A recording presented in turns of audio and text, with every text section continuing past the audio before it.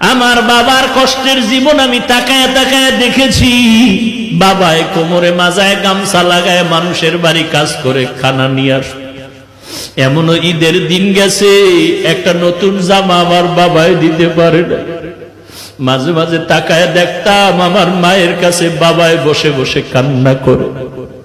আমি বলতাম, রে ও মা, বাবায় কেন কাঁদলো? মা বলতো, তোরে একটা জামা দিতে পারে নাই, দুঃখে তোর বাবায় কান্না করেছে। এমন কষ্টের জীবন পাড়ায়া তোমার ঘরে আসছি। জানির কারি সাহেব আজকে আল্লাহর কাছে দোয়া করে গেলেন, কিন্তু দেখে যেতে পারলেন না যে হাফিজুর রহমান কেমন হয়ে গেল। আমার হাত আর তার হাত এক জায়গায় নিয়ে এইভাবে উঠায়া উজানি বৈশা ঘরে বৈশা দোয়া করতেন, আল্লাহ আমার হাতের সাথে ওর হাতটাও তুমি কবুল করে নেও। আমি চাইও ভালো একজন আলেম হবে আর একটা বড় মাদ্রাসা করবে।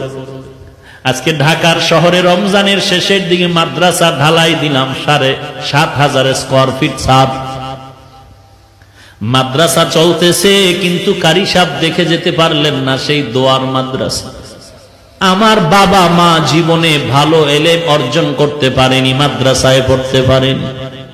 কষ্ট করে করে, কত কষ্ট করে করে লেখাপড়া শিখাইলে, মাদ্রাসায় পড়াইলেন। আমার চাচা দাদা বলেছিলেন আর পড়ান লাগবে না, ছেড়ে দাও।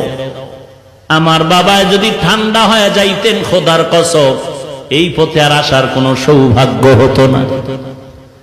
উজানির জমিনে ঘুমান্ত কারি ইব্রাহিম রহমাতুল্লাহ আলাইহের 11 সন্তানের ছোট সন্তান কারি মঞ্জুর আহমদ রহমাতুল্লাহ আলাই আমার আব্বাকে এত ভালোবাসতেন।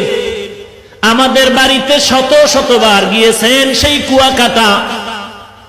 একদিন কয়, সন্তানটারে আমার হাতে দাও। ঢাকা আসার পরে আমাকে নিয়ে আসলেন কচুয়া মাদ্রাসার ভেতরে।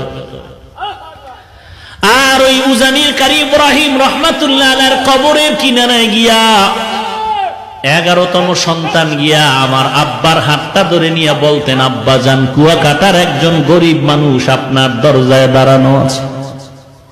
এই গরিব মানুষটা বড় মুখলেস মানুষ, বড় তাকওয়াওয়ালা মানুষ, আপনার মোহাব্বতের বান্দা।